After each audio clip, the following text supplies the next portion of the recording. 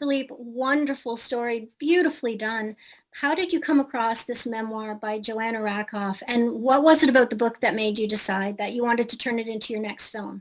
A bit by chance, I was going to see a movie. I was early and I went to the library and I started to pick up books about women or from women because I knew I was looking for some material for a next film. And I always do that. I inspire myself from like books. And I picked a book from about Lee Miller, the war photographer, one about Cleopatra, which I'm never going to make because it's going to cost too much money. And the other book was Joanna Rakoff's book. I brought it home, went to my parents' cottage, read it, fell in love with it. It moved me. I could relate to that time in your life where you are overwhelmed by all the possibilities. But it's probably the best time of your life and you don't know it yet because it's like it's too, I called Joanna Rakoff. I pitched her my idea for this movie and it became My Salinger Year. Sigourney, I was so fascinated by the fan letters and just as frustrated as Joanna that she couldn't, choose select ones and give them to Salinger.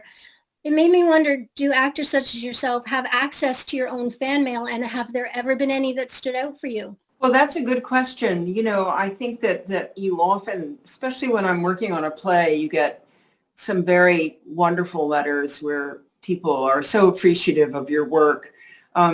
Science fiction is, the science fiction fans are so passionate and kind of intellectual, so that I think most of the letters I've ever gotten were from that world.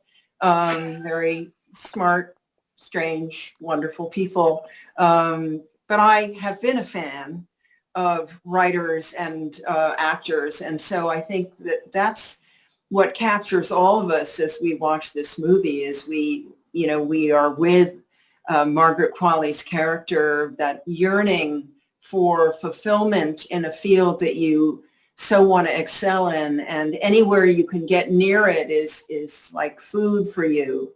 And I think Philippe has done such a wonderful job in making this literary world so alive and so filled with these rich characters. It's really an adventure to see this movie. I used to write to people, to authors and filmmakers, even before I knew I was going to make films.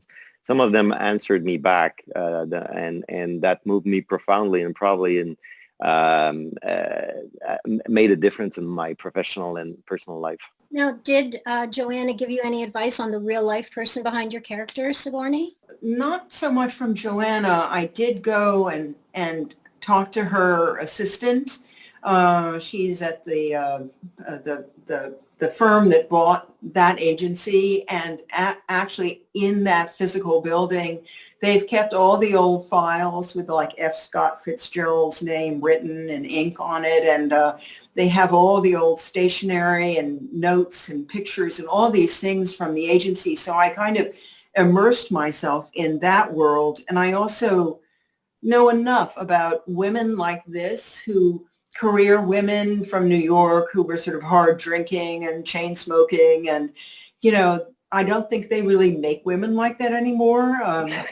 They're kind of larger than life, but I was able to kind of be around them when I was a child, and I think that Margaret is one of those forces, very vulnerable inside, but a force to be reckoned with in terms of protecting Salinger and wanting Joanna to do a good job.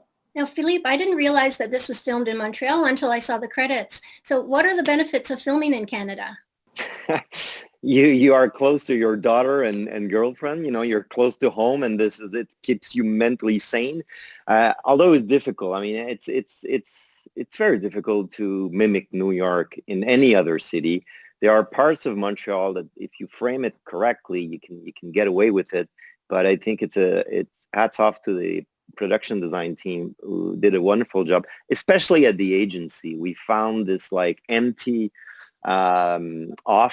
huge office downtown Montreal. It's on 11th floor, and you could actually see eye rises through the windows. So I wouldn't have to use the green screen effect to pretend that we're in Manhattan. We could actually see some real buildings from across the window, but we had to build it from scratch.